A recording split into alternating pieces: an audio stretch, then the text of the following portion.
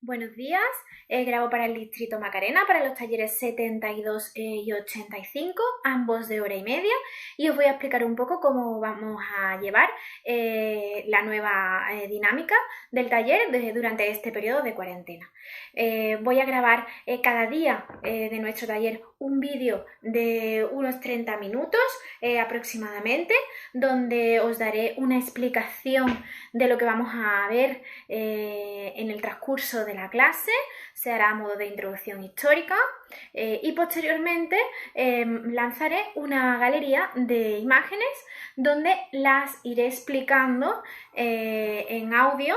Iréis viendo las imágenes y yo iré hablando detrás, explicando cada una de las imágenes de edificios de nuestra ciudad, edificios y obras que haya en nuestra ciudad. Posteriormente se lanzará una batería de preguntas para que participéis en la clase, igual que lo hacéis siempre, y yo pueda solventar las dudas que os surjan. La clase pues durará 1 hora y media, como es habitual, y a la hora y media se culminará la batería de preguntas y respuestas, que vosotros también podréis participar, como hacéis siempre, a lo largo de las clases, y así se irá haciendo los días en los que nosotros tenemos taller. En nuestro caso son lunes y miércoles, pues lunes y miércoles se seguirá esa misma dinámica. Generalmente, como digo, media hora de vídeo, galería de fotografías explicándolas. Creo que las voy a hacer a modo de audio. Os insertaré las fotos y se escuchará mi voz por detrás explicando cada una de las mismas, y después, como digo, la batería de preguntas donde podréis participar todos los miembros del grupo. Esto será a través del grupo de WhatsApp, aunque los vídeos se subirán a YouTube. Después yo también enviaré el enlace a los grupos de WhatsApp donde estáis todos y podréis participar de cada una de las visitas. Espero que todos estéis bien. De momento no sabemos cuánto tiempo vamos a estar en esta situación. Espero veros pronto y nada, un saludo y un abrazo muy fuerte a todos. En esta primera visita yo me voy a dedicar a explicaros la Sevilla islámica, cómo se conquista la ciudad de Sevilla a manos de los musulmanes, qué papel toman algunos personajes importantes, como por ejemplo el famoso Abelacid, que el otro día estuvimos viendo su torre en la Avenida de la Constitución, la torre que lleva su nombre, y después, pues como os he dicho, os mostraré una galería de imágenes de los restos que quedan islámicos en la ciudad de Sevilla, y los iremos viendo de manera cronológica. Empezaremos en el periodo emiral, seguiremos por el califato independiente de Córdoba, continuaremos por los reinos taifas, seguiremos en el periodo almorávide y finalizaremos en el periodo almohade, que como sabéis nuestra ciudad cae en manos cristianas a partir del 1248 por la reconquista que lleva a cabo el rey San Fernando. Bueno, para la elaboración de esta ruta me he servido de varios libros interesantes que, como sabéis, en alguna ocasión os hago referencia a algunos de estos libros. Bueno, pues ahora que tengo la oportunidad de mostraroslos tal y como son, pues mucho mejor, ¿no? El primero es este libro de José María de Mena, Historia de la ciudad de Sevilla, donde no solo os habla del periodo islámico, sino de todas las civilizaciones que han habitado nuestro territorio, y la verdad es que es bastante curioso para tener una idea general bueno, pues de las distintas fases históricas por las que ha pasado nuestra ciudad. Y después este pequeño libro que es súper interesante, además les encanta a los niños. Es un libro de láminas, lo tengo hace muchísimo tiempo, donde se pueden ver los restos de la ciudad en los distintos periodos, ¿no? Empieza desde el periodo romano. A mí los que me interesan son los restos islámicos en este momento, porque esa es la ruta que vamos a realizar. Y por ejemplo aquí se ve, da un poco de reflejo porque son transparencias. A ver, sí. Aquí se ve la muralla islámica de Sevilla, que como sabéis es almorávide. Esta es la puerta de la Macarena. Y aquí veis tal y como está ahora mismo. También, por ejemplo, aquí en la mezquita de Iván Adabás, los restos del patio y tal y como está ahora mismo, ¿vale? De todas formas, este libro, que hacía mucho tiempo que no lo utilizaba, lo llevaré en los próximos días a las visitas, cuando nos volvamos a ver, que espero que sea pronto, para que podáis verlo in situ.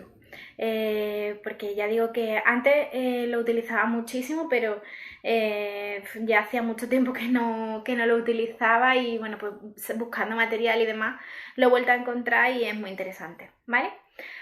Bueno, pues como digo, vamos a empezar hablando sobre la conquista de la ciudad de Sevilla y de cómo cae el reino visigodo, que como sabéis eso es un reino que llegaba hasta Francia. También os voy a subir algunos mapas de la extensión de los distintos reinos. Y el reino visigodo, bueno, sabéis que los visigodos son un pueblo bárbaro que bueno, pues invade nuestro territorio después del periodo romano.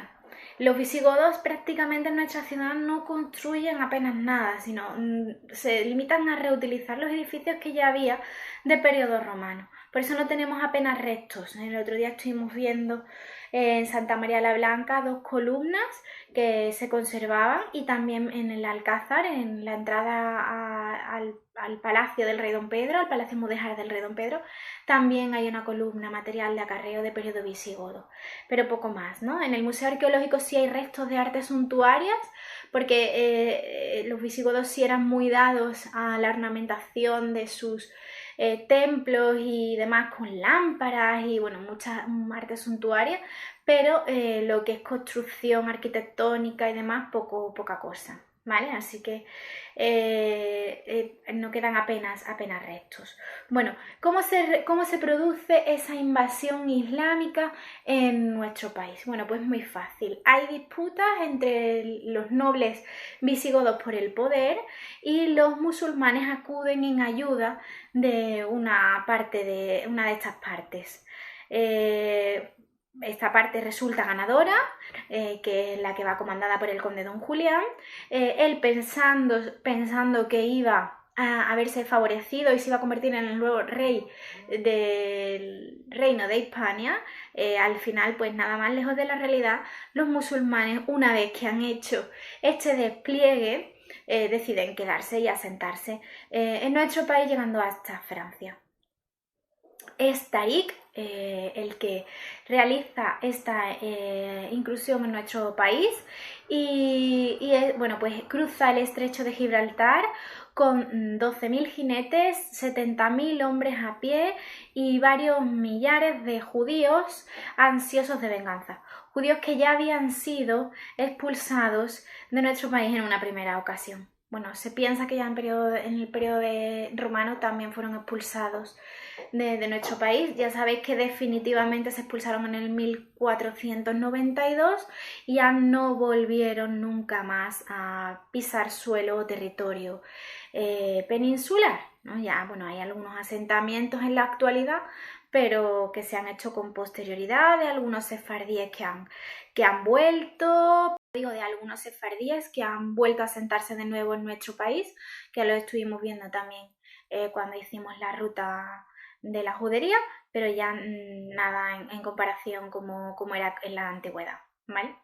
Bueno, pues don Rodrigo, que era el rey visigodo que reinaba en Hispania, fue al encuentro con 100.000 hombres, pero al verse traicionado, pues cayó duramente derrotado. Incluso no se conoce el paradero de su cuerpo, solo se encontró su capa, su caballo y uno de sus borceguíes, porque él desapareció por completo. No se sabe muy bien qué final es el que tuvo, no se sabe si lo capturaron, si lo mataron o si consiguió escapar a la Lusitania. Su mujer Egilona se había ocultado en Mérida, porque combatieron en el río al lado de Barbate, ahí fue donde se produjo esa gran batalla, y su mujer, asustada, pues se marchó a Mérida, donde iba a estar mucho más protegida. Esto es importante porque después Abelacid, cuando irrumpa en nuestro país, mantendrá un encuentro con ella, enamorándose perdidamente de ella y manteniendo pues, una relación amorosa, contrayendo matrimonio. Además, se vendrán a vivir a la ciudad de Sevilla, vivirán lo que hoy día es la Cruz del Campo, o sea, extramuro, en una zona elevada, desde donde se vislumbraba prácticamente la ciudad entera, pero desde donde estaban bastante tranquilos ambos. Bueno, pues el Tariq, cuando consigue esta gran victoria, divide su ejército en tres. Una parte la dirige, la manda a Córdoba, otra parte la manda a Málaga y otra parte la mandará a Toledo. Por último, Musa, que es uno de los lugartenientes de Tariq, que estaba apostado en el norte de África esperando instrucciones, al ver que el ejército avanzaba con bastante soltura, no se quiso quedar detrás y decidió irrumpir también en un cuarto frente hacia Mérida y la Lusitania. En este momento será cuando el hijo de Musa, un jovencísimo Abelacid, llegue a Mérida y conozca a Gilona. Bueno, en este momento Sevilla cae en las musulmanas por primera vez. Digo por primera vez porque se producen idas y venidas. Pasa a ser islámica en este momento, pero posteriormente volverá a caer de nuevo a manos del conde Don Julián, que seguía insistiendo, ya que se había visto totalmente traicionado por los musulmanes, que venían en un principio a ayudarle a él a alzarse con el poder, y al final pues lo que hicieron fue darle la patada y quedarse ellos en su lugar, ¿no? Lo desterraron a una zona concreta del país para tenerlo contento, pero él pues no cesaba en su insistencia de proclamarse rey, así que vuelve otra vez a hacerse con el dominio de Sevilla con posterioridad, ¿vale? Bueno, ¿cuándo se hace con el dominio de la ciudad? Pues se hace en el momento en el que ve al resto de miembros del ejército islámico ocupados en otros menesteres, avanzando cada vez más hacia el norte. Él decide hacerse con la ciudad de Sevilla y entonces es Musa el que manda a su hijo Abelacid a que se ocupe de Don Julián y vuelva a tener Sevilla bajo su mando. Estamos hablando de que era una ciudad muy importante en aquel momento.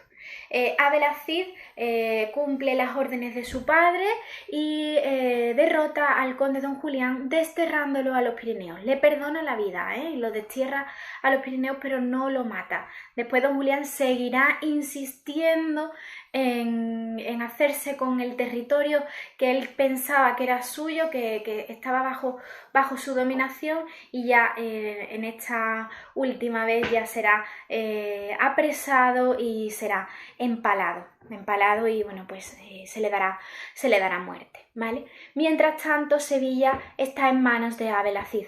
Abelacid es el que se hace con el gobierno de la ciudad.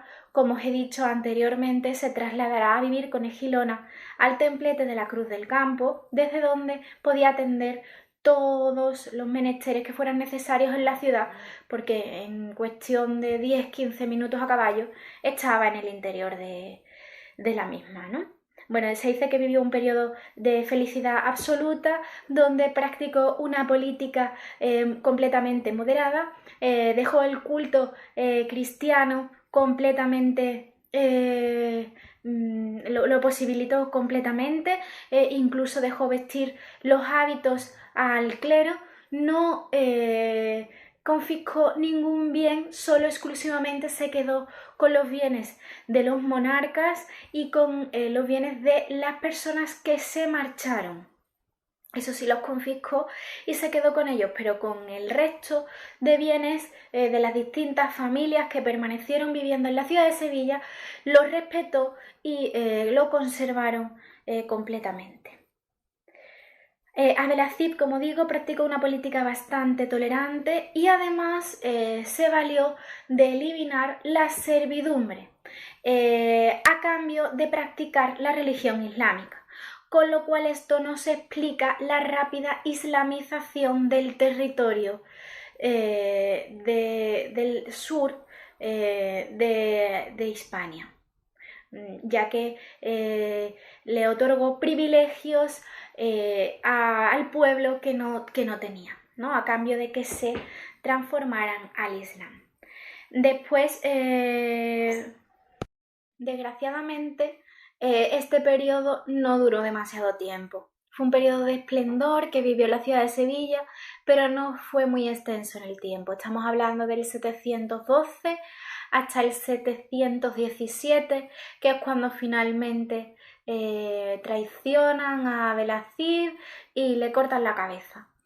¿Por qué realizan este acto? Bueno, pues no solo le ocurre a Abdelaziz, les ocurre a todos los que participaron en la conquista del territorio hispano. Tanto Tarik como Musa fueron llamados por el califa. Ellos se disputaban el mérito de quién había sido el que había conseguido la conquista tan importante para los musulmanes, y pensaban que pues, iban a ser recibidos pues de una forma totalmente distinta a la que realmente se les recibió, ¿no?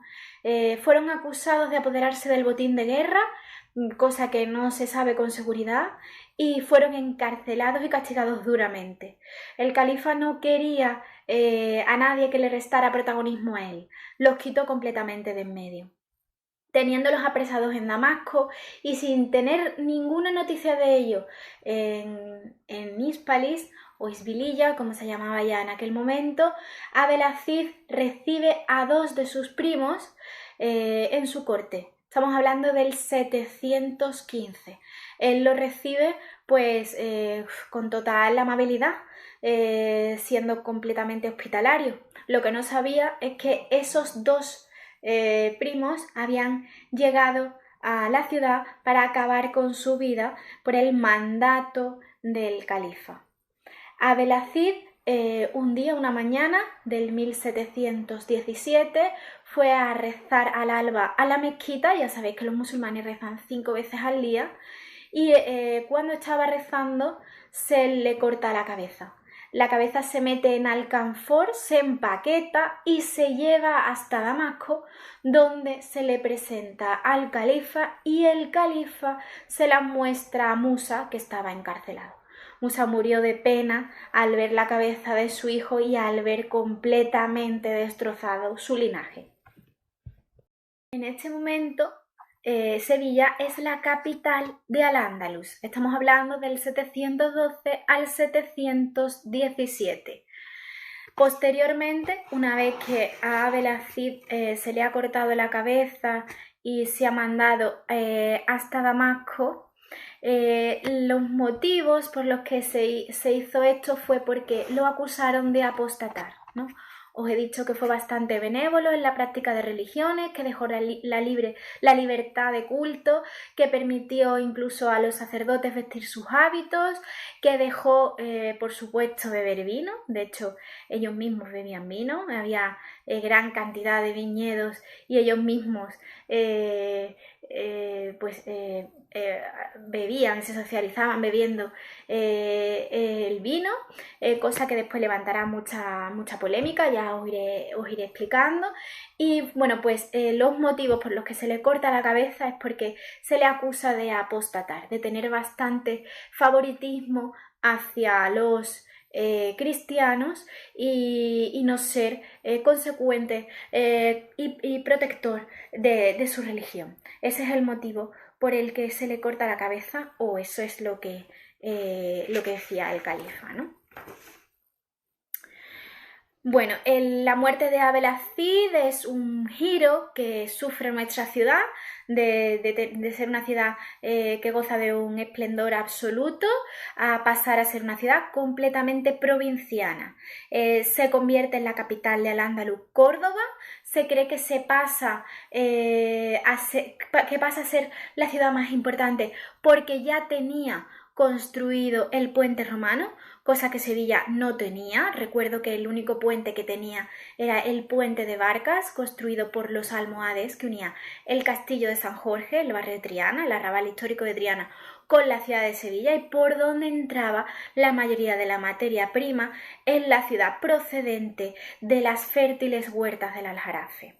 Bueno, pues pasará la capital a Córdoba, quedándose Sevilla en un segundo plano y, como digo, convirtiéndose en una ciudad completamente provinciana. Pero antes de esto, os tengo que recordar que en el 717 don Pelayo se alzará en armas en Covadonga y instaurará el reino de Asturias. Aquí oficialmente comenzará la Reconquista del 717 al 1248, pues fijaros la cantidad de años los que los cristianos están realizando esta reconquista hasta conseguir llegar a la ciudad de Sevilla, ¿vale?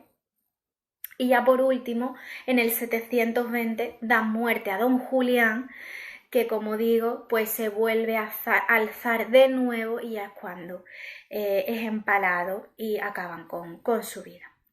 Bueno, pues ahora pasaríamos a una siguiente fase, que sería Sevilla dentro del periodo emiral, que, como digo, sufre un periodo de decadencia y de población. La población disminuye considerablemente, se elevan los impuestos, cosa que provoca grandes descontentos, hasta el 1755, que llegará al trono Abderramán I. Abderramán I se alza con el califato independiente de Damasco, aunque no se convierte en líder religioso. Esto es muy importante, porque no será hasta 200 años más tarde cuando ya se convierta Abderramán III en califa, porque asuma la jefatura religiosa de su reino, ¿vale? Bueno, ¿y qué ocurre en Sevilla en este periodo? Pues en este periodo se produce la demolición de multitud de edificios romanos y visigodos que había en la ciudad, para ser trasladados sus materiales piedra a piedra por el río hasta Córdoba. Y con esos materiales se construye la gran mezquita de Córdoba. Parte del bosque de columnas de esa gran mezquita procede de los templos romanos de Hispalis. Los hitos miliarios de las calzadas romanas siguen presentes en las puertas de la mezquita de Córdoba. Incluso conservan las inscripciones latinas.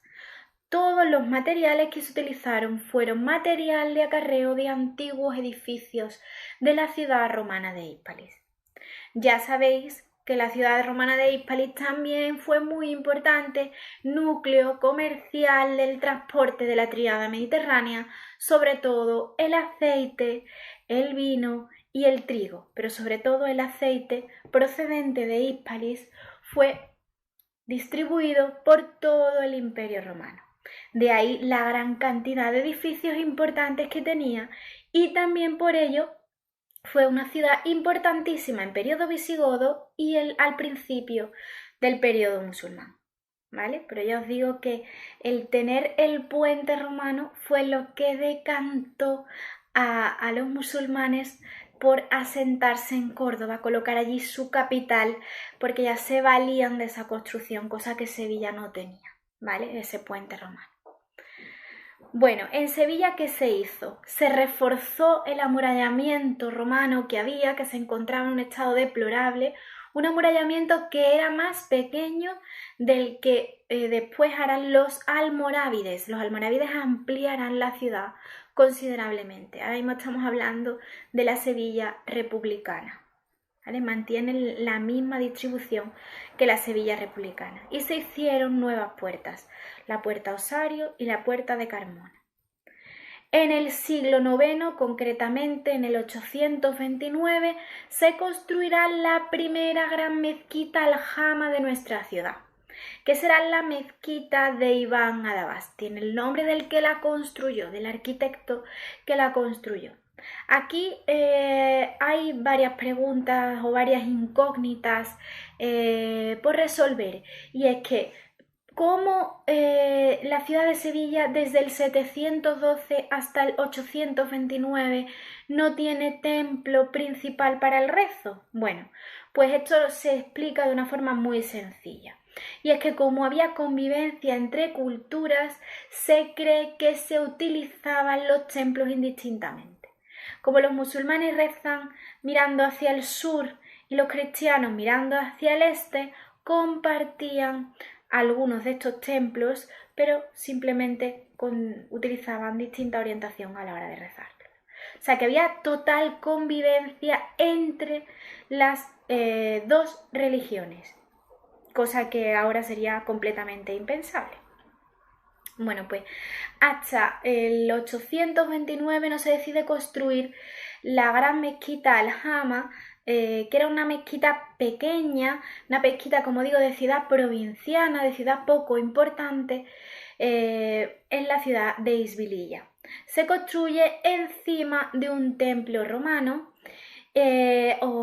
Ahora os insertaré unas cuantas fotografías de la planta de la mezquita, de cómo era interiormente, las naves que tenía 8 naves perpendiculares al muro de la quibla, y os iré poco a poco describiendo cada una de las fotografías que os insertaré, ¿vale? Se construye en tiempos de Abderramán II, como digo, sobre un templo romano, y está en uso como gran mezquita aljama hasta el 1182. Está en pie hasta el siglo XVII, tal cual estaba. Lo que pasa es que ya se encontraba en un estado deplorable y se ven obligados a tirarla y volver a construir un templo de nueva planta, que será la actual Colegial del Salvador. Bueno, ¿qué nos queda de esta antigua mezquita? Pues nos queda el Sahan, que es el patio de abluciones. Nos quedan parte de las columnas y de los arcos que componían dicho patio, que ahora os iré insertando en fotografías. Y también parte del cuerpo principal de la actual torre campanario, antiguo alminar de la mezquita. Bueno, como digo, la sala de oración tenía 8 naves perpendiculares al muro de la quibla, con un ancho total de 34,69 metros, separadas por columnas de mármol sobre las que apoyaban arcos de ladrillo que soportaban techumbres de madera.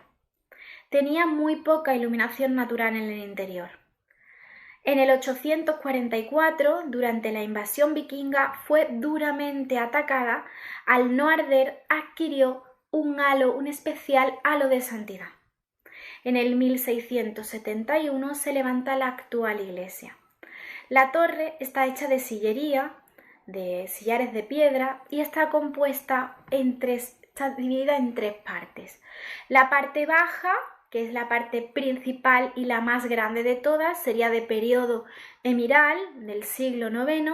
La parte intermedia sería de época alfonsí del siglo XIII, y ya la parte superior o campanario sería del siglo XVII, realizada por Leonardo de Figueroa, al igual que el resto del templo barroco. Los capiteles del patio, de las columnas que hay en el patio, son material de acarreos romanos y visigodos. Se piensa que procedentes del foro de la ciudad de Hispalis. Bueno, ¿qué más restos vamos a ver en el interior de época islámica? Bueno, pues vamos a ver en la cripta una placa conmemorativa a la restauración de la parte superior del alminar en el 1072, derribado por un terremoto y restaurado por el rey Al-Mutamid. Eso se encuentra en la cripta. Y también un fuste de columna que está en el Museo Arqueológico, donde aparece la inscripción de la fundación del templo en el 829, realizado por Abderramán II. En el sagrario se conservan también las aldabas de bronce originales de las puertas de la mezquita, con 2 cabezas de leones. El entorno de alrededor del templo sigue manteniendo el encanto de un zoco y las calles que hay alrededor siguen conservando los nombres: calle Herbolario, calle Alcaicería, calle Lineros, etc. Las tiendas que hay en la Plaza del Pan también conservan las columnas que procedían del antiguo templo islámico, que a su vez fueron material de acarreo romano de los edificios que había en el antiguo foro que se encontraban en la Plaza de la Alfalfa. Bueno, con respecto a la galería de fotos que vamos a ver, empezaremos viendo imágenes del mapa del reino visigodo, después veremos un mapa del periodo emiral, veremos fotografías de la mezquita de Córdoba, donde se puede vislumbrar que está realizada íntegramente con sillares, todo ello material de acarreo. Ya sabéis, os explicaba en más de una ocasión que los musulmanes no utilizaban la piedra, porque la piedra en este lugar, en este emplazamiento, es de muy mala calidad. Entonces los musulmanes utilizaban el ladrillo. Cuando veáis piedra en obras musulmanas ya sabéis que es material de acarreo de otros edificios romanos. En dichas fotografías podremos ver el exterior de la mezquita, las distintas puertas, podremos ver el bosque de columnas, el puente romano y una vista general de la mezquita con las distintas naves, las distintas ampliaciones que ha sufrido a lo largo de la historia. Después ya fotografías de la antigua mezquita de Ibn Adabás, el interior del patio de los Naranjos, con los arcos y las columnas, el detalle de las columnas semienterradas, cómo ha ido subiendo la cota del suelo, el fuste de la columna encontrada donde aparece la fecha fundacional del templo, las aldabas originales de la entrada de la mezquita, la torre campanario antiguo alminar, la vista, una vista desde el patio en ángulo, la placa donde se recoge la restauración del templo después del gran terremoto del 1072, la planta de la mezquita y la imagen donde se recrea el espacio durante el periodo islámico. Esas son la batería de imágenes que os voy a enviar para que observéis cómo era la antigua mezquita de Ibn Adabás en periodo islámico.